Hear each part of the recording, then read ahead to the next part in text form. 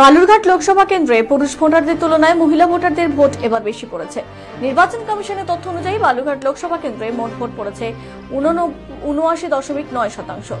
এই লোকসভা কেন্দ্রে প্রায় ৬,১৬,৬৬৭ পুরুষ ভোটার এবং ৬,১৮,৬৪৯ জন মহিলা ভোটার তাদের ভোট দিয়েছেন, যা শুক্রবার মহিলাদের মধ্যে ৩.৭৬% বেশি ভোটার ইঙ্গিত করে।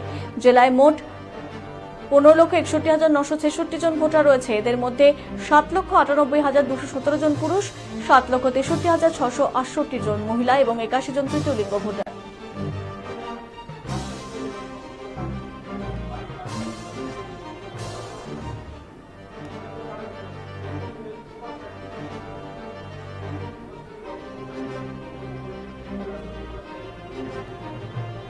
তৃণমূল কংগ্রেসের দক্ষিণ দিনাজপুর জেলার সহ সভাপতি সুভাষ চাকি মন্তব্য করেছেন, এক দশক ধরে কেন্দ্রের মোদী সরকার মহিলাদের কল্যাণকে অবহেলা করেছে।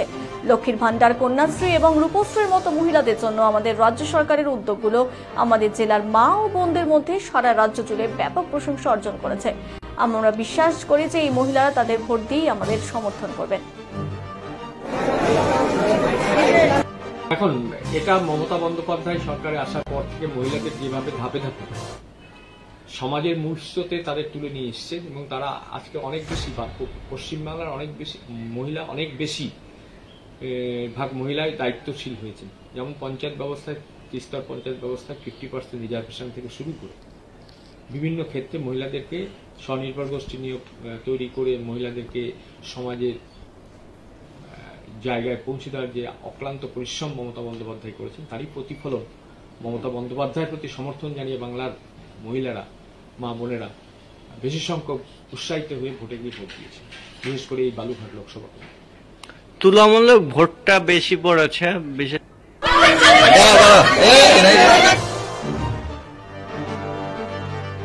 এই বিষয়ে আরএসপি রাজ্য কেন্দ্রীয় কমিটির সদস্য সুচিতা বিশ্বাস বলেন, আমরা আশা করছি মহিলাদের এই বাড়তি ভোট আমরা পাবো। আমরা এবার সমগ্র দক্ষিণ দিনাজপুর জেলা জুড়ে ব্যাপক প্রচার করেছি, প্রত্যেকটি জায়গায় ব্যানার, ফেস্টুন এবং আমাদের পতাকা লাগাতে পেরেছি এবং সর্বোপরি দক্ষিণ দিনাজপুরেতে প্রত্যেকটি বুথে আমরা আমাদের পোলিং এজেন্ট বসাতে পেরেছি। আমরা আশা করছি আমাদের ভোট এবার বাড়বে। তৃণমূল কংগ্রেস যেটা প্রচার করছে যে লক্ষ্মীর ভান্ডারের জন্য মহিলাদের ভোট তারা পাবে, এ কথা ঠিক নয়। অনেক মহিলারাই আমাদের কাছে অভিযোগ করেছেন যে আমরা লক্ষ্মীর ভান্ডার পাচ্ছি ঠিক, কিন্তু আমাদের বাড়ির লোকেরা কোনো কাজ সেরকম করে পাচ্ছে না। তাছাড়া তৃণমূল কংগ্রেস মহিলাদেরকে এসে বলছে যে তারা যদি ক্ষমতায় না আসে তাহলে লক্ষ্মীর ভান্ডার বন্ধ হয়ে যাবে। এই সমস্ত অপপ্রচার করে তৃণমূল কংগ্রেস মহিলাদের ভোট পাওয়ার চেষ্টা করছে, যা বাস্তবে কখনোই সম্ভব হবে না। এখন এটা বলা যাবে না যে সব মহিলার ভোটই একদিকে গেছে, বিভিন্ন দিকেই গেছে।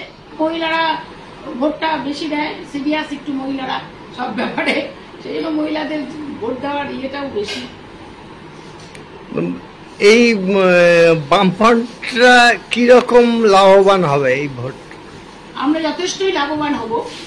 হ্যাঁ, আমরা প্রত্যেকটা আমাদের জেলাতে আমরা প্রত্যেকটা বুথে আমরা আমাদের পোলিং এজেন্ট আমরা বসাতে পেরেছি, আমরা আমাদের চাকরি বসাতে পেরেছি, আমরা বিভিন্ন এলাকায় আমরা মিটিং করতে পেরেছি, আমরা বাড়ি বাড়ি প্রচার করতে পেরেছি, আমরা আমাদের যথেষ্ট পরিমাণ আমাদের সাধ্য মতন আমরা ব্যানার, ফেস্টুন যতটা দেওয়ার দেওয়াল লিখন আমরা করেছি।